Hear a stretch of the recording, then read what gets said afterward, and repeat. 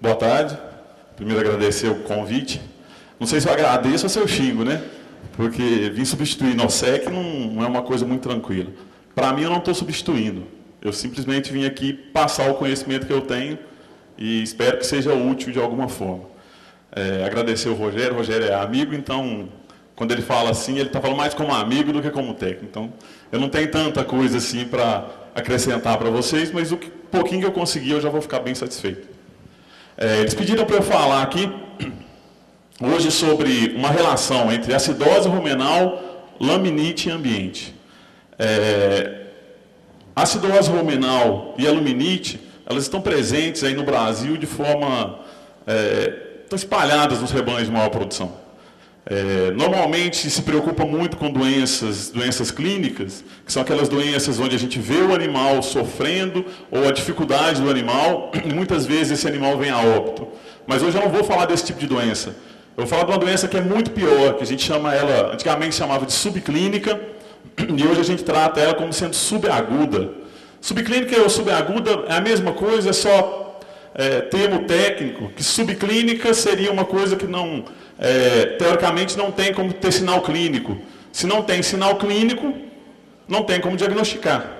Por isso se mudou para subagudo. Então eu vou falar com vocês hoje muito de acidose rumenal subaguda e de laminite subaguda, que é o termo mais moderno, mas significa um animal que está com a doença, mas ele não manifesta claramente. E esse animal é disparado o que dá mais problema na propriedade.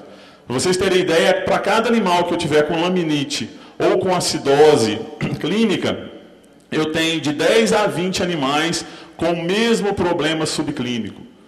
Então, quem tira dinheiro da propriedade não é o animal que está doente clinicamente falando, é o que está subclínico. Ele come a melhor comida da fazenda e não produz o tanto que devia produzir.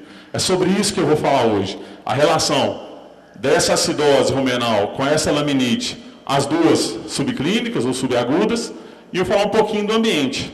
Porque o foco aqui maior meu vai ser o que está acontecendo com a laminite. E ela é uma doença multifatorial. O que é uma doença multifatorial? É uma doença que tem várias frentes que a gente tem que trabalhar nela, porque ela não tem um ponto único de início ou um único fator que faz com que essa doença ocorra. Então, é uma doença muito abrangente, tem muita coisa para a gente trabalhar. Eu vou tentar mostrar para vocês como é que é essa doença e como a gente pode tentar minimizar esse problema. Então, vamos começar aí na acidose subaguda, que muitos trabalhos trazem aí como SARA também. Que é só abreviado. Então, por definição, o que é acidose subclínica? Vai ser o decréscimo de álcalis nos fluidos corporais em relação ao conteúdo de ácido. Isso é teoria. Para a gente, o que é acidose subclínica? É quando o animal, o ruminante que eu estou trabalhando, a vaca de leite que eu estou trabalhando, ela tem um pH entre 5,5 e 5. E isso é caracterizado como acidose subaguda. O pH normal do rumen, ele varia de 7 a 5,5, e na acidose aguda, que é aquele caso clínico, que o animal vai morrer, e que o proprietário muitas vezes se preocupa mais com esse, o pH fica inferior a 5. Esse 5,5, ele faz com que o animal permaneça vivo, um pH ruminal de 5,5 até 5, faz com que o animal continue vivo, mas que ele tenha uma perda muito grande em produção. Então, o principal fator, o principal motivo da gente estudar a acidose rumenal é porque ela leva à queda de produção de leite. Leva à queda de produção de leite por quê? Porque ela diminui a ingestão de matéria seca. Então, o animal com acidose rumenal, ele não se alimenta como a gente gostaria que ele se alimentasse. E se ele não produz leite, se ele não alimenta, ele também não produz leite.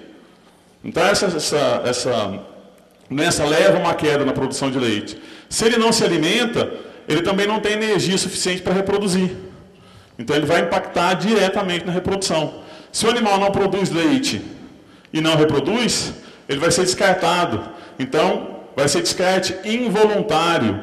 Com isso, eu estou perdendo eficiência genética na minha fazenda, que eu não posso fazer uma pressão de seleção. Eu simplesmente tenho que descartar os animais que não estão produzindo. Então, essa acidose subclínica, ela é o começo de muitos problemas na propriedade. Por isso, ela é tão importante. Então, só forçando a acidose subaguda aqui entre 5,5 e 5. Qual que é a forma de eu detectar a acidose subaguda ou subclínica? A única forma de eu parar e falar esse animal tem essa doença é mensurando o pH rumenal. Essa é a única forma. Existem outras maneiras de eu suspeitar que o rebanho tem acidose subclínica ou subaguda. E é isso que eu vou discutir bastante com vocês. Então, a única forma de eu ter certeza é mensurando o pH de rumen.